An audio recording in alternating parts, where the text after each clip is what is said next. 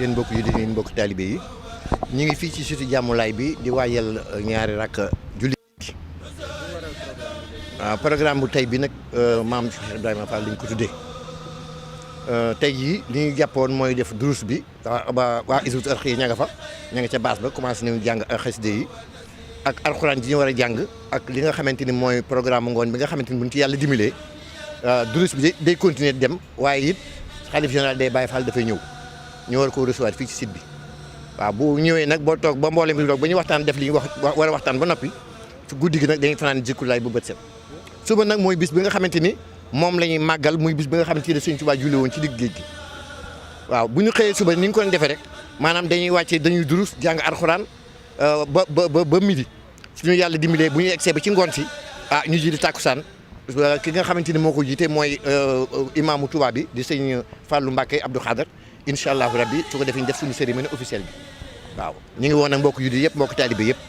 waaw ren nag dafa am événement boo li ci nga xamante ni moo ci gën a am solo mooy sëñ Muntaxa bi mu jëlee soxna Soodu Xuma jiital ko ci mbir mi daf cee taftal waa Hizbut Tarqiyyah yi wax dëgg yàlla depuis bi avant màggal bi liggéey bi commencé ba léegi bi nigi liggéey ba léegi ñoom tooguñu noppaluwuñu ñu ngi ànd ak ñun ci liggéey bi macha allah lépp mat na fa tabaarkalla waaw.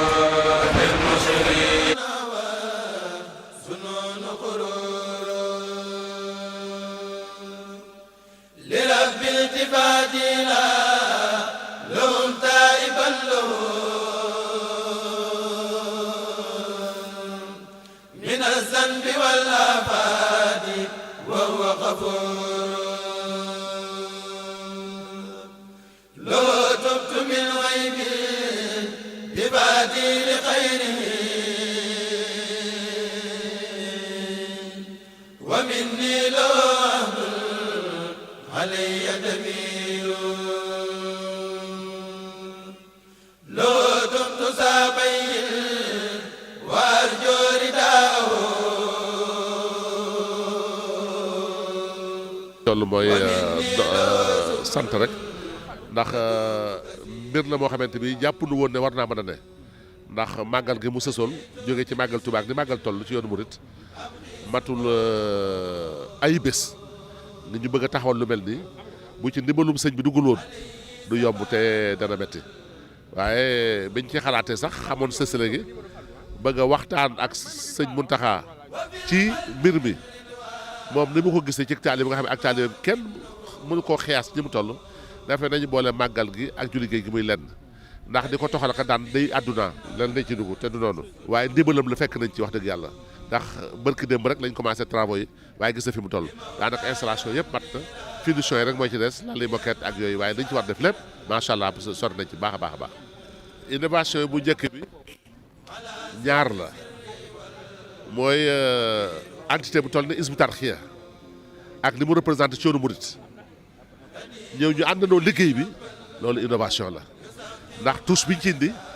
wax dëgg yàlla touche la boo xamante bi yombul te seen professionnalisme seen taalibe seen savoir faire ak seenu xam dafay loo xamante bi kuy murit te sab xool sell xam nga ko te rafetlu nga ko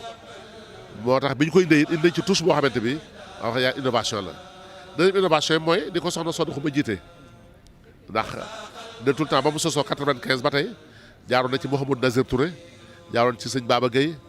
amoon na période de transition d'une année boo xamante ni Babacar Xuma moo ko doon gérer jaar ci Cissé Mouride jaar ci Cheikh Makhtar Diouf